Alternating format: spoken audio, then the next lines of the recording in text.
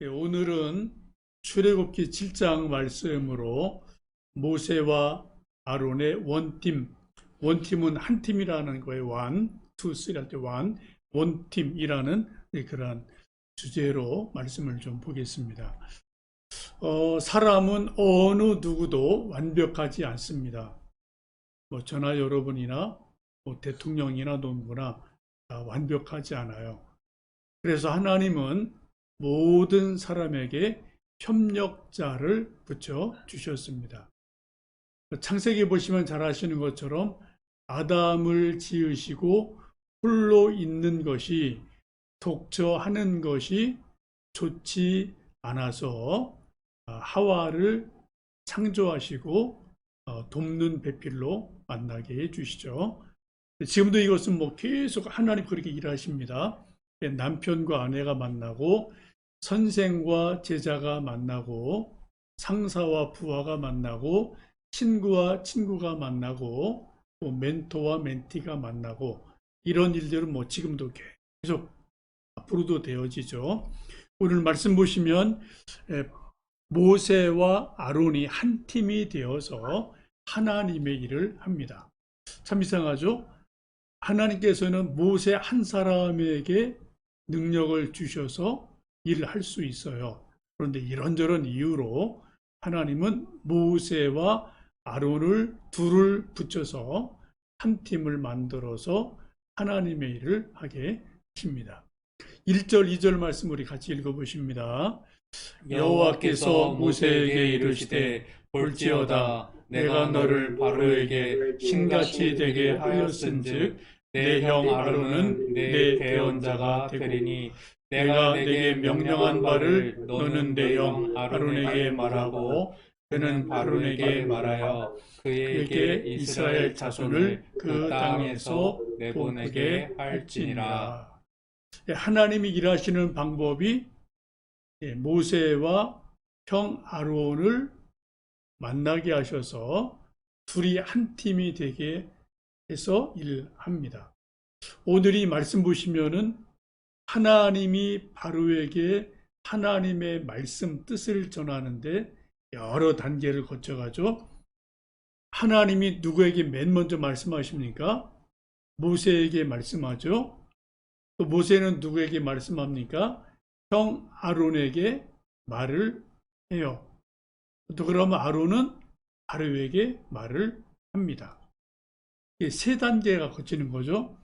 하나님이 바로 다이렉트로 바로에게 말씀하셔도 되는데 하나님은 이상하게 모세에게, 모세가 아론에게, 아론이 바로에게 하나님 말씀을 전해서 하나님의 일을 하십니다. 이게 참 묘하죠.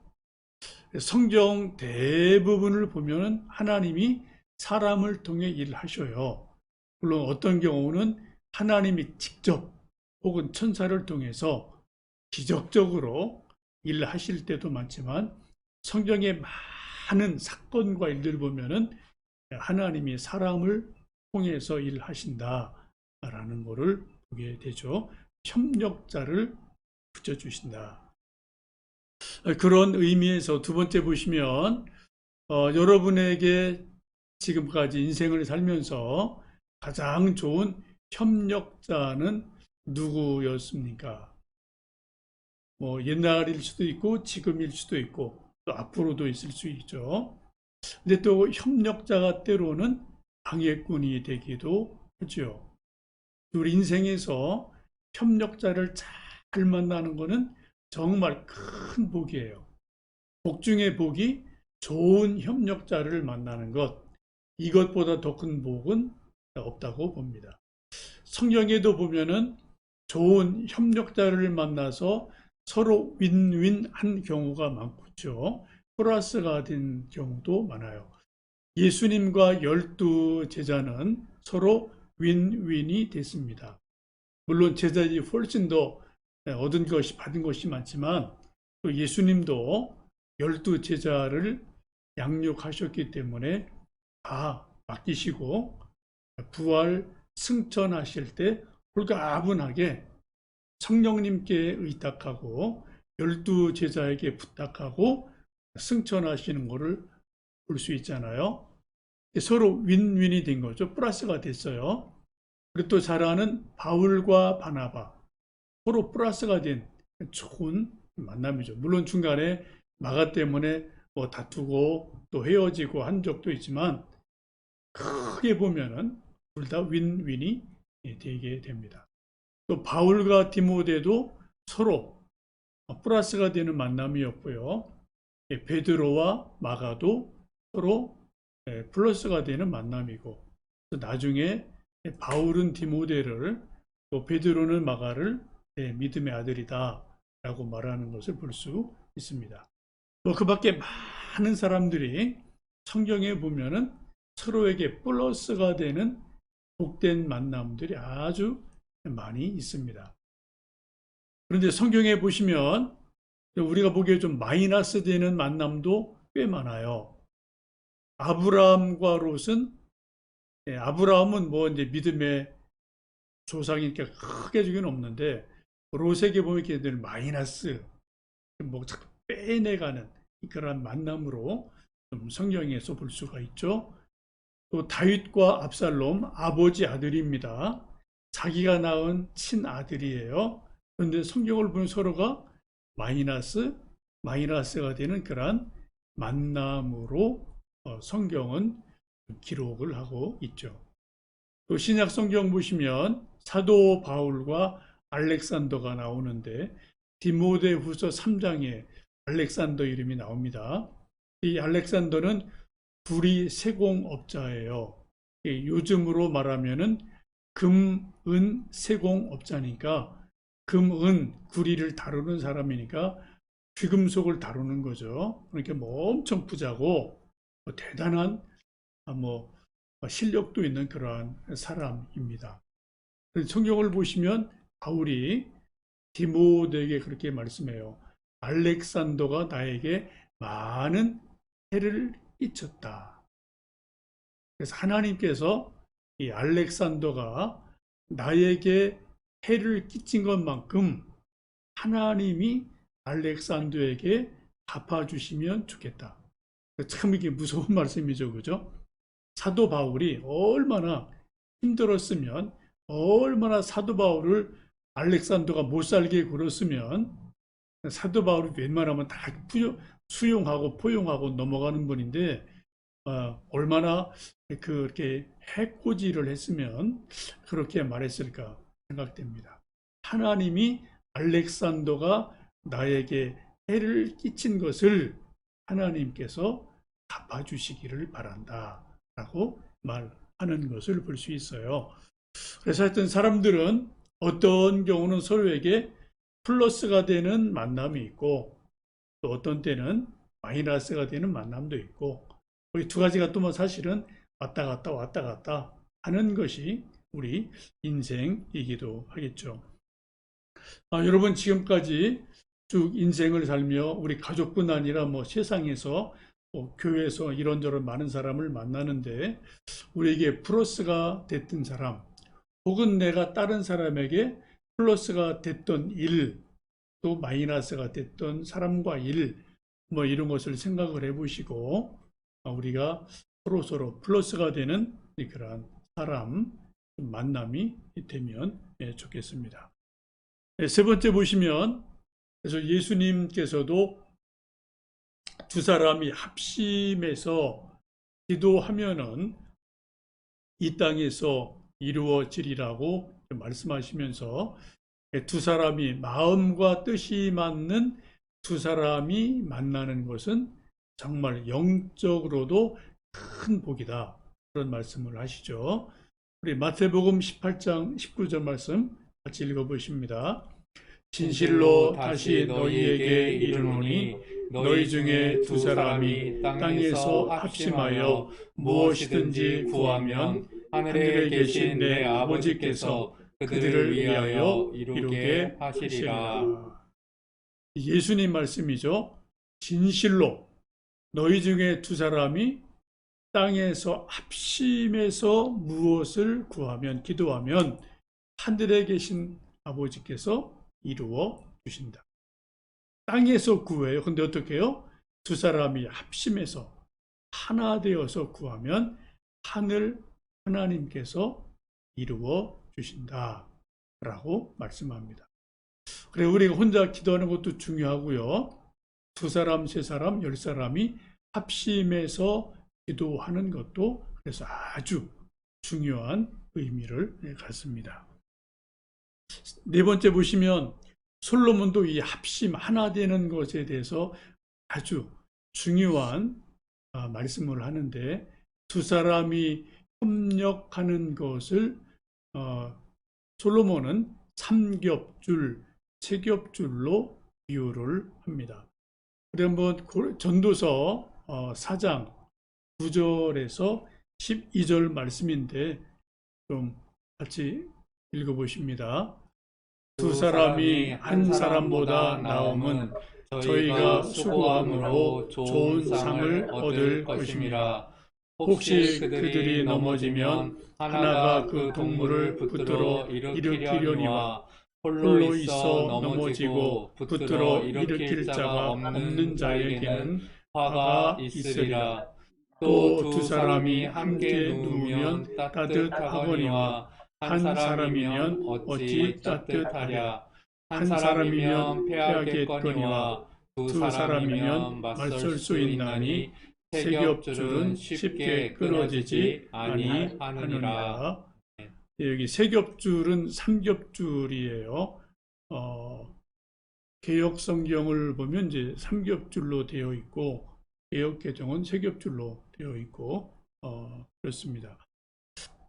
우리가 볼 때 흔히 산수를 하면 하나 더하기 하나는 둘이에요. 뭐 수학이고 산수죠. 그런데 하나님께서 말씀하실 때, 또 지금 솔로몬이 전도서에서 말씀하실 때 하나 더하기 하나는 둘이 아니다, 셋이다, 삼겹줄이 된다 라고 성경은 말씀합니다. 참 오묘한 이치가 있는 거죠. 세상은 늘 하나 더하기 하나는 둘, 이건 딱 답이 정해져 있어요. 더 이상 나갈 수가 없는 거죠. 그런데 성경은, 하나님은 말씀하기를 하나 더하기 하나는 둘도 될 수 있지만 셋도 될 수 있고 열도 될 수 있고 백도 될 수 있다. 이게 하나님의 말씀입니다. 솔로몬이 쓴 이 전도서 4장의 말씀에도 그러죠. 두 사람이 한 사람보다 훨씬 낫다. 두 사람이 함께 수고해서 좋은 상을 얻게 된다. 10절 보시면 혹시 한 사람이 넘어지면 한 사람이 어떻게 해요? 그 동물을 붙들어 일으켜 준다. 한 사람이, 힘 있는 사람이 한 사람을 붙들어 일으켜 준다. 이게 이제 복이 되고 서로 도움이 되는 거죠. 근데 혼자 있어서 넘어졌을 때 붙들어 일으켜 줄 사람이 없는 자는 화가 있다, 행복하지 않다는 거죠. 11절 두 사람이 함께 누우면 따뜻하다. 혼자 누우면 따뜻하지 않다. 그래서 한 사람이면 해야겠지만 두 사람이면 맞설 수 있고 삼겹줄이 돼서 쉽게 끊어지지 않는다라고 말씀합니다. 사실 이 말씀은 이제 뭐 두 사람이 합심한다는 의미도 있지만 그 내용 전체적인 의미는 결혼에 대한 말씀입니다. 11절 보시면 두 사람이 함께 누우면 따뜻하다. 결혼한 사람이 이거 다 아는 거예요. 그렇죠? 결혼해서 부부가 함께 누우면 따뜻합니다. 아무리 추운 겨울도 두 사람이 한 이불을 덮고 있으면 따뜻해요. 몸도 따뜻하고 마음도 따뜻하고. 근데 한 사람이면 엄청 추워요. 외로워요. 이 전체적인 이 말씀 내용은 부부의 결혼 생활, 부부의 화합하는 생활, 이것을 말씀합니다. 부부가 정말 마음과 뜻이 맞으면은 이 세상 뭐 언제 어디서나 또 헤쳐나갈 수 있고, 뭐 환경이 상하든 뭐 물질이 좀 적든 또 뭐 인생이 이런저런 혼란이 있든 정말 뜻이 맞으면 삼겹줄이 돼서 끊어지지 않고 이겨나갈 수 있는 힘이 이제 부부의 하나 되는 모습이기도 하죠. 그래서 하여튼 둘이 셋이 될 수 있다. 그런 말씀을 합니다. 지금 그래서 모세와 아론을 하나님이 둘을 하나로 묶어서 셋, 넷 그러한 일을 맡겨 주시는 거죠. 다섯 번째 보시면 모세와 아론이 하나님께 쓰임 받을 때 나이가 상당히 많았어요. 우리 6절, 7절 말씀 같이 읽습니다. 모세와 아론이 여호와께서 자기들에게 명령하신 대로 행하였더라. 그들이 바로에게 말할 때에 모세는 80세였고 아론은 83세였더라. 예, 모세가 80세, 아론은 83세. 그 당시도 뭐 할아버지죠, 그죠? 뭐 우리도 뭐 요즘은 뭐 또 말할 것도 없고요. 83세에도 하나님이 쓰시려면은 쓰실 수 있다라는 거죠. 우리가 좀 뭐 나이가 있더라도 여러분 나이에 너무 연연하지 마시고요. 하나님께 쓰임 받으시면 좋겠습니다. 물론 하나님이 사람을 쓰실 때 나이는 되게 중요해요. 10대, 20대 청춘, 20, 30대는 청춘의 힘을 또 하나님이 활용해서 쓰십니다. 그들에게 막 육체적인 힘이 있거든요. 또 40대, 50대 이때는 막 또 지적인 힘들 이런 것들이 나름대로 있지 않습니까? 이런 것도 하나님이 쓰시는 거죠. 또 50대, 60대, 70대 이때는 많은 삶의 지혜, 경륜 이런 것들이 또 있거든요. 이런 것들도 하나님은 뭐 나이가 많아도 육체로 꼭 하는 것이 아니라 이런 지혜와 경륜을 하나님이 사용하십니다. 하여튼 하나님은 우리 모두를 그 나이에 따라서 연령에 따라서 적당하게 이런 모양 저런 모양 하나님이 다양하게 쓰신다. 이런 것을 기억하시고요. 여러분 나이에 관계없이 하나님께 쓰임받는 그러한 귀한 삶이 되시면 좋겠습니다. 여섯 번째 보시면 이방인 애굽 사람들이 하나님을 인정을 하지 않죠. 나중에 바로도 그렇고 애굽 백성도 그렇고 나중에 맞아요. 여호와가 하나님인 것을 인정하는 일이 일어나죠. 그게 언제 일어납니까? 한번 4절, 5절 말씀을 읽어보십니다. 바로가 너희의 말을 듣지 아니할 터인즉 내가 내 손을 애굽에 뻗쳐 여러 큰 심판을 내리고 내 군대 내 백성 이스라엘 자손을 그 땅에서 인도하여 낼지라. 내가 내 손을 애굽 위에 펴서 이스라엘 자손을 그 땅에서 인도하여 낼 때에야 애굽 사람이 나를 여호와인 줄 알리라 하시매. 처음에는 바로도 애굽 백성들도 하나님을 인정하지 않았습니다. 그래서 바로가 모세의 말을 아론의 말을 듣지 않고 계속 꾸짖고 오히려 핍박을 하지요. 그러다가 이제 뭐 여러 가지 재앙이 내리고 이제 이런저런 일들이 있고요. 그래서 언제 이스라엘 하나님을 인정한다고요? 5절 말씀 보시면 내가 내 손을 애굽 위에 펴서 이스라엘 자손을 그 땅에서 인도하여 낼 때에야 하나님이 이스라엘 백성을 애굽에서 인도해 낼 때에야 그때 애굽 사람들이 하나님인 줄을 안다라고 말씀합니다. 이게 참 묘한 말씀이죠. 하나님은 뭐 동일한 분이에요. 어제나 오늘이나 내일이나 영원하신 하나님이십니다. 구약의 하나님이 또 지금 신약의 하나님이고 또 오늘 우리 시대에도 동일한 여호와 하나님이에요. 근데 지금도 하나님을 우리가 믿지만 잘 모를 때가 많고 세상에 있는 사람들은 뭐 말할 것도 없고요. 그렇죠? 하나님인 줄을 몰라요. 눈치도 못 채요. 눈치도 못 채요. 근데 언제 하나님인 줄 아느냐? 10가지 재앙이 내리고 이스라엘 백성들이 출애굽을 하고 홍해를 건너가는 것을 볼 때, 그때야 정말 여호와 하나님이시구나 이걸 안다는 거죠. 지금 저 코로나가 뭐 또 점점 기승을 부려서요.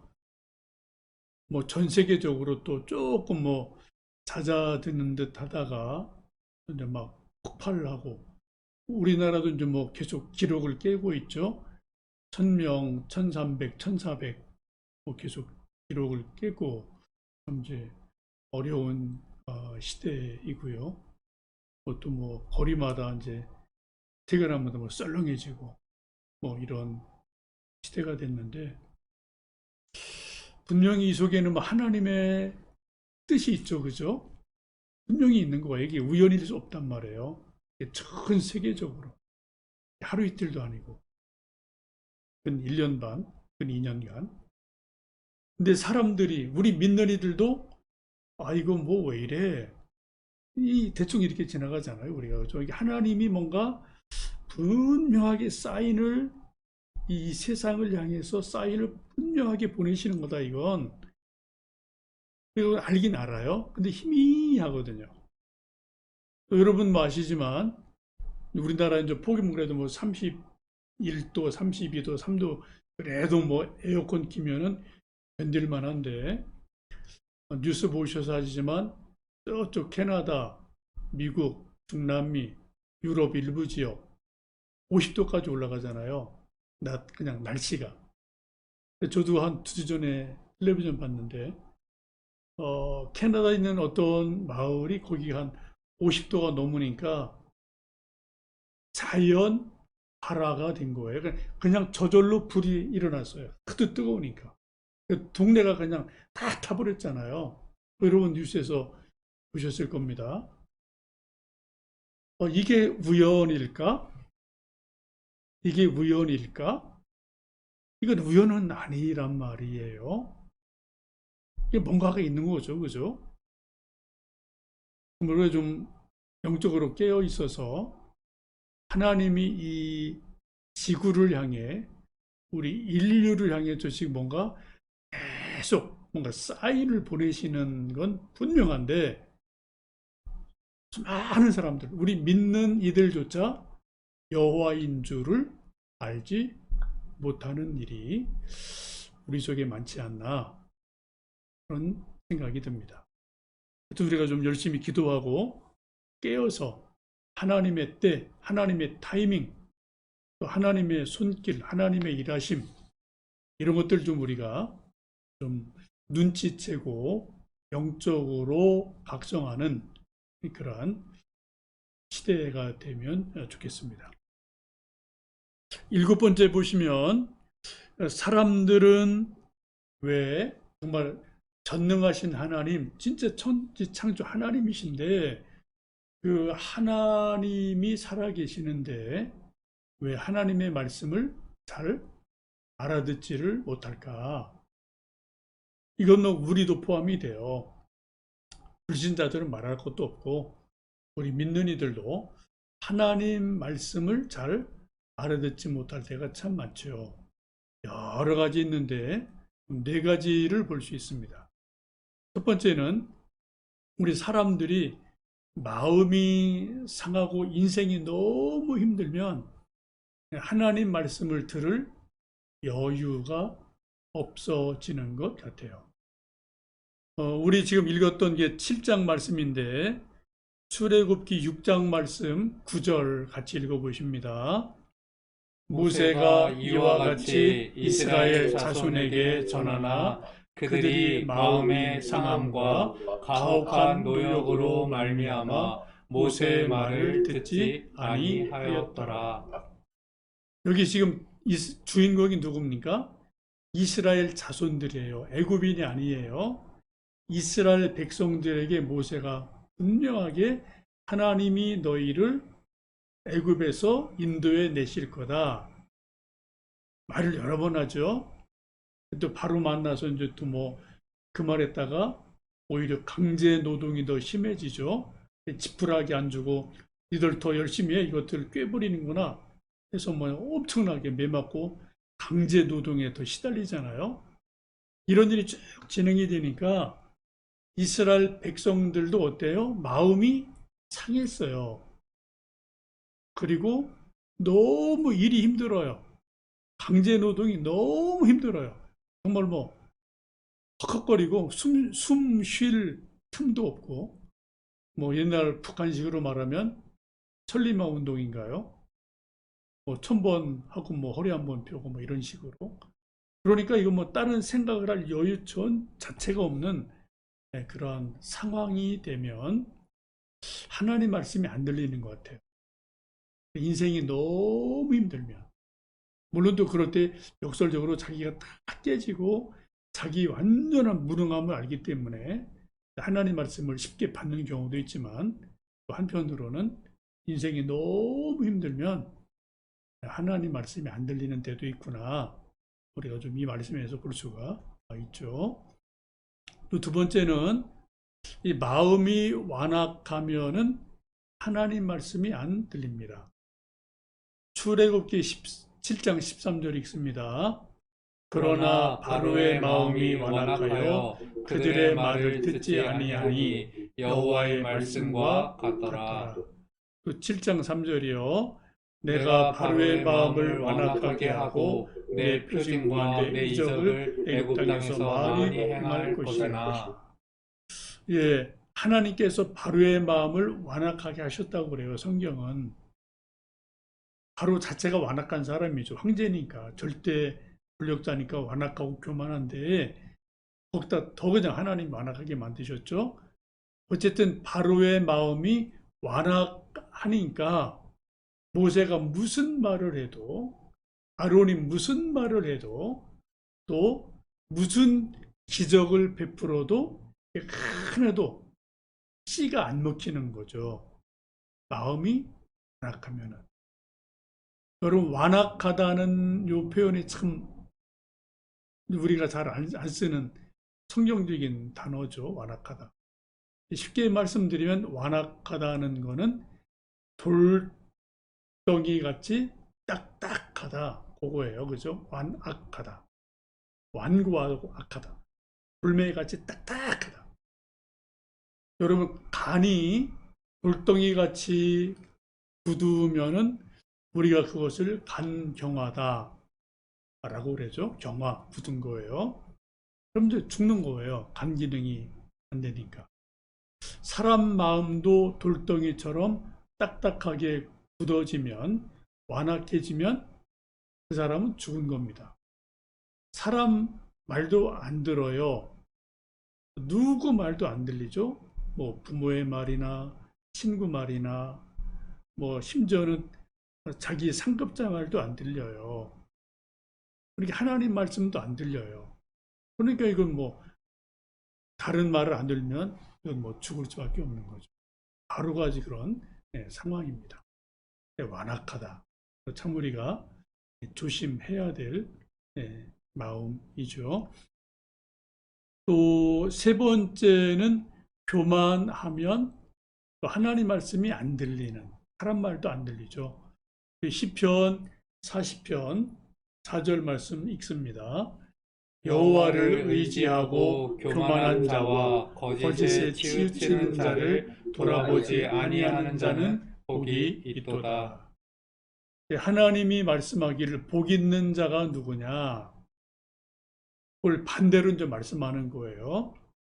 교만한 자와 거짓에 치우친 자, 이런 사람들은 복이 없는 거죠. 교만한 자의 특징이 뭡니까? 교만한 자는 내가 세상에서 제일 잘났다. 내가 다 알아. 내가 최고야. 너희보다 내가 훨씬 나아. 누가 무슨 말을 해도 교만한 자는 다른 사람 말을 안 듣습니다. 고집이 엄청 세죠. 그런데 자기 고집 때문에 망하는 일이 뭐 참 많지 않습니까? 대개 이제 왕이나 뭐 대통령이나 사장이나 이런 이제 권력 있는 사람들이 되게 교만하고 또 이제 밑에 사람들 말 안 듣고 그러다 이제 또 이제 무너지는 일들이 참 많죠. 교만하면 사람의 말뿐 아니라 하나님의 말씀도 들리지 않는다. 성경도 뭐 그런 예들이 아주 많이 있죠. 또 이제 네 번째는 미련하고 무지하면 하나님의 말씀을 알아듣지를 못합니다. 잠언 14장 3절 말씀 읽습니다. 미련한 자는 교만하여 입으로 외를 자청하고 지혜로운 자의 입술은 자기를 보전하느니라. 미련한 자는 어떻게 해요? 교만해서 입술로 매를 자청한다. 나 좀 때려주시오. 나 좀 때려주시오. 미련하고 교만한 자는 자꾸 자기 말을 교만하게 하고 미련하게 해서 맞을 일을 만든다, 정한다 라고 말하죠. 미련하면은 이게 말을 귀에다 대고 해도 못 알아먹어요. 눈앞에 이렇게 보여줘도 그걸 못 봐요. 이게 뭔지를 모르는 거예요. 그죠? 또 뭐 전화를 해서 그건 이거야라고 일러줘도 그 말을 못 알아먹어요. 미련하면은. 참 답답한 일이죠. 뭐 세상에 뭐 이런 일이 많고 뭐 종종 우리도 뭐 미련한 때가 참 많고 그런 일이 뭐 있지 않습니까? 또 교만하면 무지하면 또 이제 하나님의 말씀을 알아듣지를 못하죠. 우리 출애굽기 5장 2절 지난번 본 말씀인데요.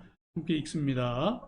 바로가 이르되 여호와가 누구이기에 내가 그의 목소리를 듣고 이스라엘을 보내겠느냐? 나는 여호와를 알지 못하니 이스라엘을 보내지 아니하리라.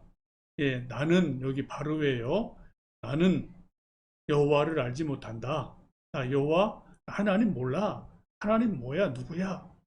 무시하고 실제 또 알지 못하고 이렇게 또 무시하고 그래서 하나님을 알지 못하기 때문에 하나님의 말씀을 듣지를 못하는 일이 일어납니다.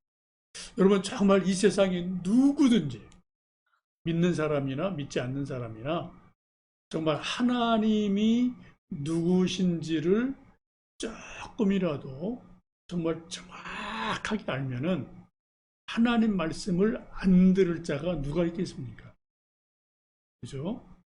그런데 참 이상하게도 이 세상의 뭐 대부분의 사람, 심지어 믿는 사람들도 하나님을 안다, 하나님을 믿는다 하면서도 사실은 하나님을 알지 못하는 것이 참 많지 않습니까?